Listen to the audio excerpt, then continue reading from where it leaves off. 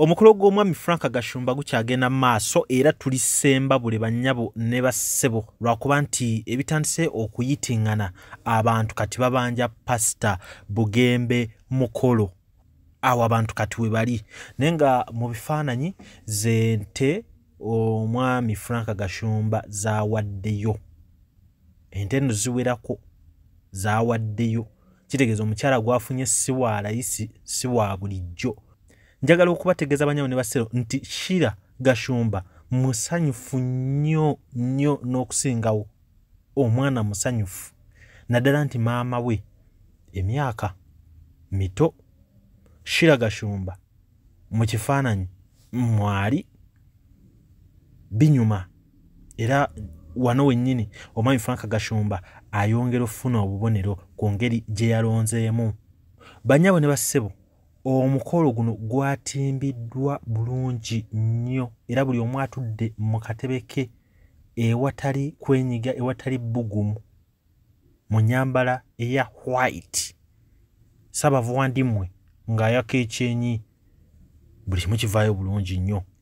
Full figure ku mukolo naye kwali bannyabo ne bassebo era njagala okubategeeza nga tukyabala abasinze okunyuma full figure mwali nnyo ali ku bifo bya mwanjo nnyo kubanyumye mu kala kyeyo nga woogiraba era mu kaviiri kaffe kali ke mumanyi obulungi nabiranga naye ku mukolo kwali nnyo. So tuli mu bawa bifaananyi nga ebigenda mu maaso ku mukolo gw'omwami Frank Gashumba nga we nabagambye Kasavu Kanyama we tubawa ku ngeri gy'azazimba ebigambo ku mukyala woono ate nga we tubawa n'ebigenda mu maaso ku mukolo. Nze lujja temuvaawo. By the way, kyosaba Katonda kyakuwa muyiga oku dreaminga big. Mwera abawala abali wali tuli mufumbo. Bw'oba okira n'osala oba n'osaba specifying omusajja atya, musajja ayinamu, omusajja ananfaako, anafa ku famire yange.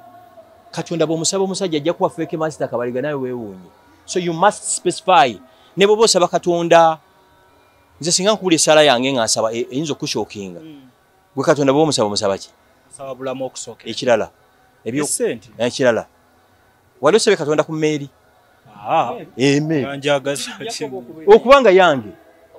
Kankubuuza abaziina tebazaalibwa. Nziraamu.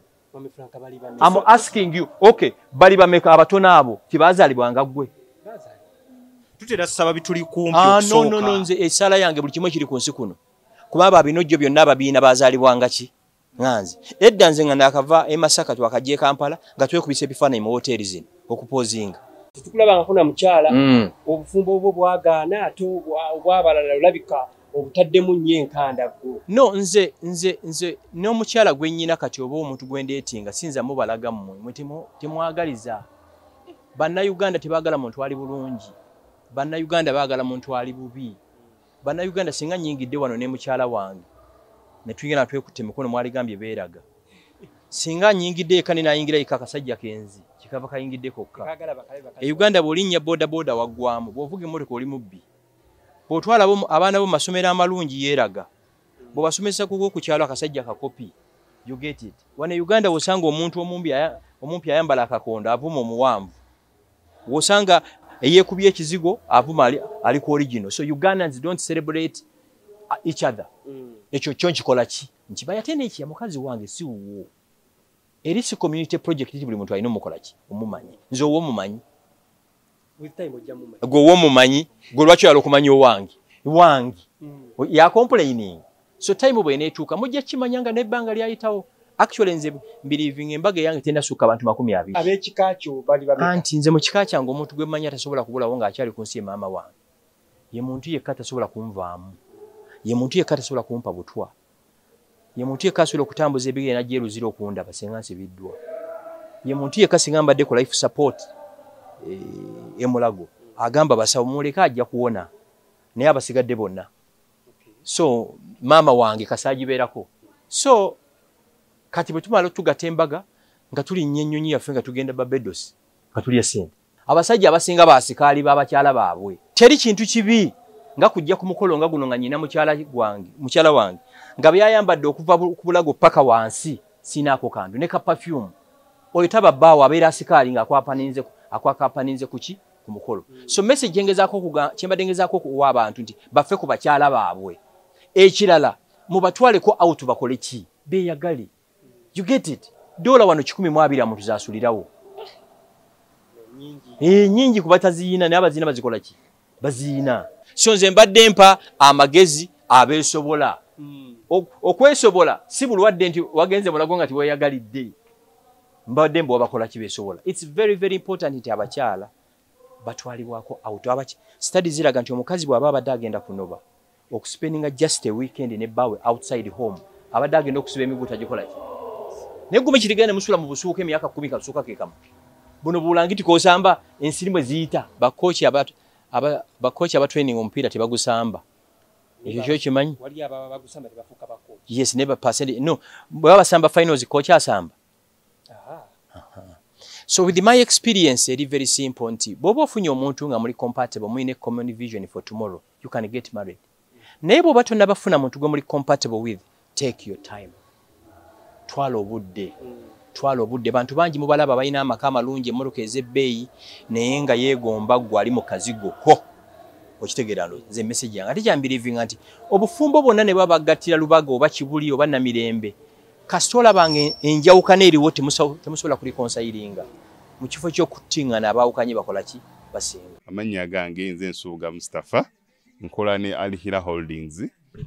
Kakati nannyini nnyumba eno yeesiimye nnyo lwansonga nti eno biodigester era emigaso gyayo egigirimu gyagenda ofuna. Ekisooka tagenda keera lunaku agambe nti bannange septic yajjudde nti nno ajjaleta ekimotoka ate kimuggyako ssente ng'olwedde yagizimba. So biodigester tegenda keera ku makya nti ejjudde. So nawe ekyo ogwo omugaso gwe gusinga kubanga eri gundi yaffe twagikolanga naye ate era still ng'ejja n'ekulya lwansonga nti ebeera etuuka n'ejjula so etuuka ng'esigala ekulya wadde nga ate wagiteekamu ssente eyo nnyingi. Ekyokulala nti beauty ye egenda vaayo eya compound nti nno pavers zigenda kuva eri engulu yonna gye mulengera paka eno amazzi era gagenda draininga gano ag'enkuba nga gagenda mu kaala akali ebbala awo nti nno beauty y'olujja egenda vaayo bulungi nnyo. Newe manjagala simbawo muddo kisoboka. N'oba oyagala simbawo muddo ogwo kubanga kati singa owa kamera waffe akulaga nti nno system ogira nti eri wansi fuuti 2. Kweno level kutuyimiridde. Wansi fuuti nga 2. So omuddo kakube gwina emirandira gitya guba gujja mmera. Yes. Bannange tetukolera bagagga bokka. Ate era tetukolera tetusijja bayita baavu. Omuntu wa wansi omufuna mpola. Fenna gye tuggwa. Nange ndi mufuna mpola. So sikolera bantu sina kika kye ngamba mbuno nno nkolera baneeno. Wabula buli omu era buli omu nga bwozze bwe tukola ki bwe tukwata. Kati Alihira Holdings Uganda Limited tusangibwa Kamoocha Prince Charles Drive plot 45. Kamoocha we wali offices zaffe. Tuyina namba z'amasimu esooka ya Airtel 07017 66992 neya MTN 0789 224230. Amanya gange bapita Idembabazi Brenda basa wa Little Birds School elisangibwa wanene Nansana Kyebando mu Nsumbi. Tuyina mixed day and boarding abasula wano n'abadde waka. Ebisale byaffe wano ku ssomero bisoboka eri buli muzadde ate tuyina wano ne kodi kw'osobola osasulira nga tosose na kutuuka ku ssomero. Tukoola buli bazadde bonna abali eyo mu Uganda n'abali ebweru wa Uganda okutuwa abaana mu kisulo ne mudde. Tuyina vani zaffe ezitwala abadde ewaka omwana wonna waali vani zisobola omutuusaayo.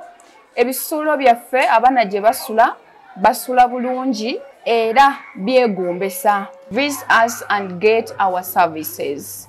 Risto Boutique wano ku Kamukamu Plaza Entebbe Road Kampala bayina engoye okuva e UK ez'abaami n'abakyala. Bayina diapers oba ziyite pampers, okuva ddala ku mwana azaaliddwa paka ku muntu omukulu, engatto z'abakyala n'ebyokwewunda. Mujje wano ku Kamukamu Plaza, first floor F46 oba osobola okugiyita FF46 nga we litimbiddwa ku mulyango gwalyo. Peter Ali Moses, marketing manager wa Tete Business Solutions. We deal in printing, branding and general supplies. Tukola signages, tukola corporate wear uniforms n'ebintu bingi. Bino byonna bye mulaba mu dduuka zino samples. Buli kyolaba kyonna tulina stores. Tukola bintu bingi n'abasinga bamanyi tukola printing and branding only. Naye tukola bingi, tulina departments ezirimu civil engineering, ezirimu installations, mechanical installations n'ebirala. Tuli located at Lighthouse Arcade behind Charm Towers, C12. Era bw'otuuka ku C12 obupande waffe wonna oba obulaba. Logical Construction Company tulina abakugu b'enjawulo. Tulina nga olalabe nti tulina ba architects, tulina ba structural engineer, tulina ba painter, tulina ba electrical. Onatuuka ewaggulu jasanga nti slab etwagitaddemu pipe z'amasannyalaze tetwayise balala. Ffe kennyini n'abantu baffe nga bwe tukola fe abakoze etya abakyekoledde. Kwegamba Logical emirimu gye tukola gono tukuba plan mwekyo ne tukola electrical ebyamasannyalaze, ne tukola plumbing ebyo ebyamazzi, ne tupaintinga, ne tukola interior designing, landscaping ebya compound, ebyo byonna Logical Construction Company tubikola.